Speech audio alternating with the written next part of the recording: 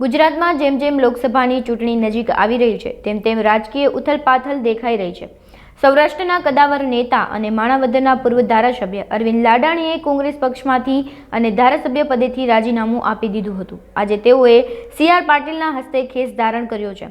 આજે તેઓ ઓફિશિયલી ભાજપમાં જોડાઈ ગયા છે। નોંધનીય બાબત છે કે લાડાણી ભાજપમાં જોડાય એ પહેલા જ તેમણે એક એવી જાહેરાત કરી દીધી હતી કે તેઓ પેટા ચૂંટણી લડશે।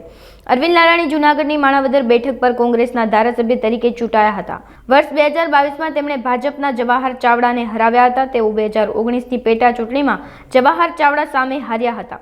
ખેડૂત પુત્ર અરવિંદ લાડાણી 35 વર્ષથી રાજનીતિમાં છે। જિલ્લા પંચાયતની મટિયાણા બેઠકના કાર્યકારી સભ્ય છે। 3 ટર્મ સુધી તાલુકા સંઘના પૂર્વ પ્રમુખ પણ રહી ચૂક્યા છે। મેં 5 તારીખે ધારાસભ્ય પદેથી રાજીનામું આપ્યું। ત્યારબાદ આજે હું ભારતીય જનતા પાર્ટીમાં કાયદેસરનો પ્રવેશ કરી અને ભાજપના એક સૈનિક તરીકે જોડાઉં છું। અરવિંદભાઈ, ત્યારે તો તમે સમાજના નામે આ જે ચૂંટણી જીત્યા હતા?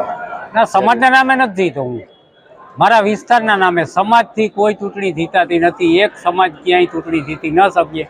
સમગ્ર સમાજ કયો તો વ્યાજબી છે અને આવું સમાજથી જીતો એ વાત તદ્દન ખોટી છે ને ક્યારેય હું પણ બોલેલ પણ નથી। 2017માં નીતિન ફળદુને ટિકિટ આપવામાં આવી હતી, પૂર્વ કેબિનેટ મંત્રી છે, તેમની સાથે ઉમેદવારી કરી સામે કરી હતી।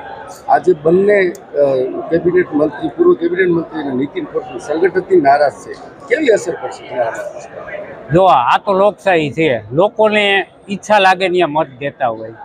હું માનું છું ત્યાં સુધી આવી કોઈ નારાજગી ક્યાંય રહેશે નહીં, કારણ કે બધાએ પાર્ટીમાં સાથે અને સંગઠનમાં રહીને કામ કરવાનું થાય। અરવિંદભાઈ, જવાહરભાઈ જોડે તમે કામ કર્યું છે, જવાહરભાઈનો જે તમારો જે કામ કરવાનો સમયગાળો છે, હવે તમે ચૂંટણી લડશો, કઈ રીતના મદદગાર બનશે? મદદગાર જ હોય ને, એ પણ ભાજપમાં છે ને હું ભાજપમાં જાઉં છું, બંને ભેગા મળીને ચૂંટણી લડવાની હોય છે। તમારા સમયના તમારા કાર્યકર્તાઓ કેટલા તમારા ભેરા અત્યારે? મારા ભેગા 1500 થી 2000ની વચ્ચેના કાર્યકરો મારી સાથે ભાજપમાં જોડાશે। આજની તારીખે વંથલી માર્કેટિંગ યાર્ડ ખાતે યોજાયેલા ભાજપના કાર્યકર્તા સંમેલનની અંદર આજે હું મારા 1500 થી વધુ કાર્યકરો સાથે ભાજપમાં પ્રવેશ કરું।